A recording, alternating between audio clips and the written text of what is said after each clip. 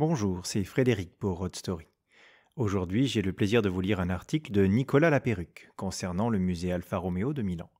Son nom complet est La Macchina del Tempo Museo Storico Alfa Romeo et c'est le cœur d'un véritable centre dédié à la marque. Un voyage à travers le mythe où figurent les éléments les plus significatifs de la collection historique d'Alfa Romeo. Direction Milan donc pour une immersion au cœur de l'ADN de la marque italienne après la rouverture de son musée. On ne peut difficilement passer à côté de cette construction d'où s'extrait une énorme cheminée rouge semblant vouloir s'échapper d'un bâtiment sans charme. Visible depuis l'autoroute qui relie l'aéroport à Milan, ce lieu est pourtant chargé d'histoire. Il s'agit de l'ancien siège de la marque et ici on voit la vie en rouge, on vit Alfa, on respire Alfa et on en rêve certainement la nuit. Le musée est inauguré en 1976 suite à la fermeture des lignes de montage et à la perte du rôle de siège officiel de la marque. Il ferme ensuite en 2011 dans le cadre du plan de relance global d'Alfa Romeo pour mieux renaître le 24 juillet 2015, jour de la présentation de la nouvelle Giulia. Il s'agit alors d'un écrin dédié à la marque avec une librairie, une cafétéria, un centre de documentation, une piste d'essai pour voitures anciennes, des espaces événementiels ainsi qu'un espace de vente et de livraison de véhicules neufs. Le bâtiment se caractérise par une structure rouge qui traverse l'intégralité du site et trace le parcours reliant le parking au musée. Un ruban rouge qui mène du début de l'exposition au tout nouvel escalator à la couleur typique Rosso Alfa. Cet élément moderne et incontournable fait le lien entre l'architecture des années 70 du bâtiment et l'avenir d'une marque en pleine renaissance. Alfa doit son origine à un Français, Alexandre Darac. Cet industriel se met en tête d'exporter ses véhicules sur le territoire italien. Afin de contourner droits de douane et difficultés logistiques, il crée une entité sur le sol transalpin. Malheureusement, les véhicules produits ne sont pas adaptés au réseau routier de l'Italie de début de siècle. Les voitures ne se vendent pas et la société est mise en liquidation. En 1910, une nouvelle société est alors créée sur ses cendres, la Alfa Anonima Lombarda Fabbrica Automobili, qui signifie Société anonyme lombarde de construction automobile. Aujourd'hui, on entre dans le musée de la marque en passant devant une galerie de logos. L'occasion de redécouvrir qu'Alfa et Romeo n'ont pas toujours été associés. D'ailleurs, le passionné et passionnant Jean-François Serre de chez Alfa Romeo France nous raconte l'origine de ce logo. Il fallait trouver un logo et rapidement on a choisi la croix de Milan, rouge sur fond blanc, associée à la fameuse vouivre Biccione qui était le serpent symbole des Visconti. La famille Visconti, qui avait pris le pouvoir à Milan, avait besoin d'asseoir son autorité. On s'invente donc un ancêtre qui aurait tué un serpent à main nue. La légende de ce serpent semant la terreur dans toute la région en avalant des bébés était née. L'exposition comporte 69 modèles qui ont non seulement le plus contribué au développement de la marque, mais aussi à celui de l'automobile en général. De la toute première voiture Alfa, la 24 HP, aux légendaires modèles victorieux des 1000 Miglia comme la 6C 1750 Grand Sport, pilotée par Tadzio Nuvolari, de la 8C Touring à l'Alfetta 159, champion du monde de Formule 1 avec Juan Manuel Fangio, de la Giulietta, modèle iconique des années 50, à la 33 TT12. L'exposition Timeline occupe la totalité du premier étage avec une sélection de 19 voitures qui représentent le meilleur du développement de la marque, chacune étant accompagnée d'un panneau d'information multimédia.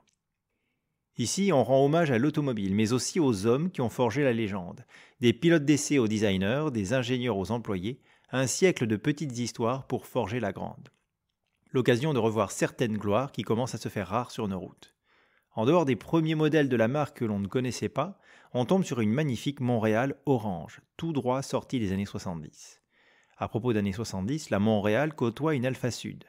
L'histoire ne ment jamais, et pendant qu'on nous explique la genèse de cette petite Alfa fabriquée dans le sud de l'Italie dans une nouvelle usine, on s'approche de cet exemplaire de musée.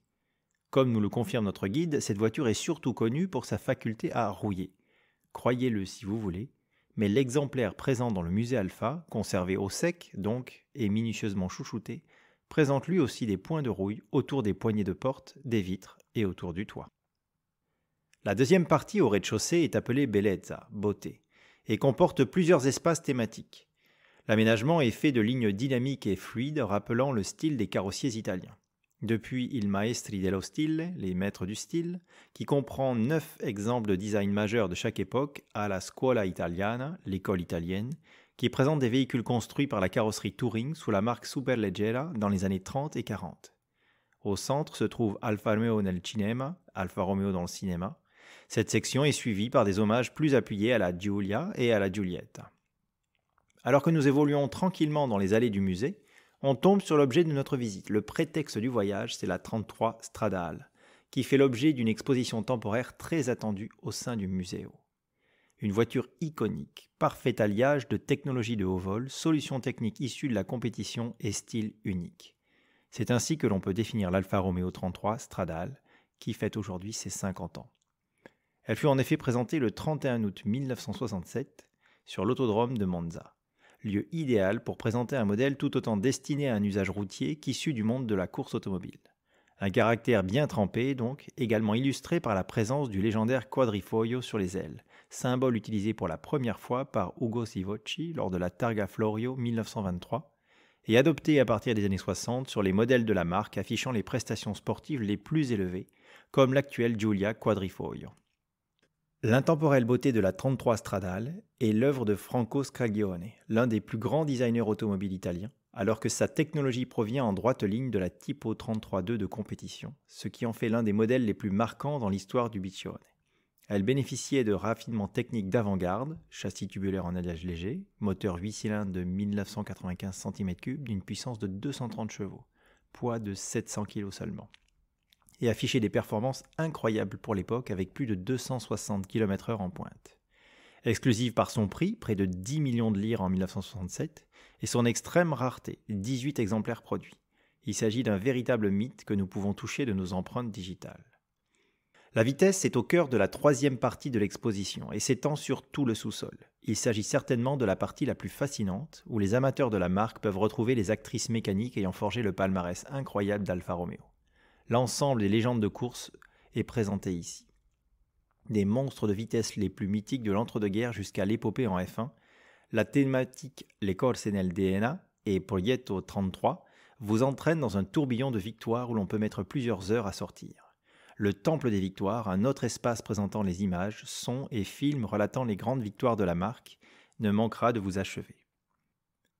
On pensait avoir tout vu, mais pour marquer notre visite, le maître des lieux nous invite à le rejoindre à l'extérieur du bâtiment. Entre le bâtiment et l'autoroute se trouve un petit circuit d'essai destiné à faire rouler les chefs-d'œuvre de la collection. L'immense majorité des véhicules présents dans le musée est roulante, et on nous a préparé une belle surprise. Le pilote d'essai maison nous attend sur la piste au volant d'une authentique Alfa Romeo 750 Competizione de 1955. Le pilote italien met le contact et la magie opère. La sonorité du 4 cylindres en ligne armé de 2 carburateurs Weber est une vraie invitation.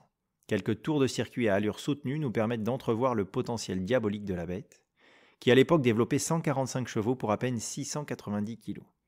690 kg de légende, au milieu de tonnes de bolides rouges, accessible au public tous les jours sauf le mardi, de 10h à 18h. Voilà.